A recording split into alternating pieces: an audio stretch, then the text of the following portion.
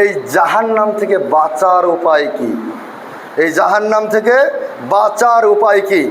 আল্লাহ রাসূল সাল্লাল্লাহু আলাইহি সাল্লাম বলছেন, কোনো মানুষ যখন আল্লাহ সুবহানাহু ওয়া তাআলার কাছে জাহান্নাম থেকে বাঁচার জন্য 7 বার আল্লাহ সুবহানাহু ওয়া তাআলাকে ডাকে, আল্লাহুম্মা আজিরনি মিনান নার, আল্লাহুম্মা আজিরনি মিনান নার, আল্লাহুম্মা ইন্নী আসআলুকাল জান্নাতুল ফিরদাউস, আল্লাহুম্মা ইন্নী আসআলুকাল জান্নাতুল ফিরদাউস। হাদিসের মধ্যে এসেছে, কোনো মানুষ যখন 7 বার এই কথা বলবে তখন জাহান্নাম আল্লাহ সুবহানাহু ওয়া তাআলাকে ডেকে বলবে, হে রাব্বুল আলামিন, তোমার অমুক বান্দা, তোমার অমুক দাস আমি জাহান্নাম থেকে পরিত্রাণ চেয়েছে, 7 বার তুমি তাকে কি করো? তাকে পরিত্রাণ দিয়ে দাও।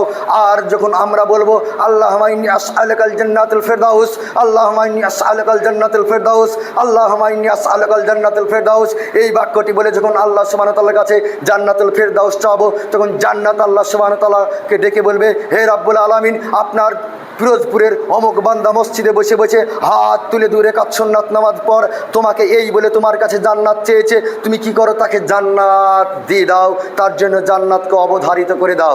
তো তাহলে সহজ রাস্তা না যে আল্লাহুম্মা আজিরনি মিনান নার, আল্লাহুম্মা ইন্নী আসআলুকাল জান্নাতুল ফিরদাউস এই বলবো আর নামাজ রোজা কিছু করবে না। না, সমস্ত কিছু করার পর আপনাকে এই দোয়া আল্লাহর কাছে চাইতে হবে, এই দোয়া হাত তুলে আপনার কাছে আল্লাহর কাছে ফরিয়াদ করতে হবে, তবেই আল্লাহ সুবহানাহু ওয়া তাআলা আপনাকে আমাকে জাহান্নাম থেকে বাঁচাবে।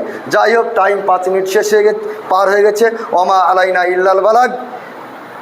আল্লাহুম্মা সাল্লি আলা মুহাম্মাদ ওয়া আলা আলি মুহাম্মাদ কামা সাল্লাইতা আলা ইব্রাহিম ওয়া আলা আলি ইব্রাহিম ইন্নাকা হামিদুম মাজিদ।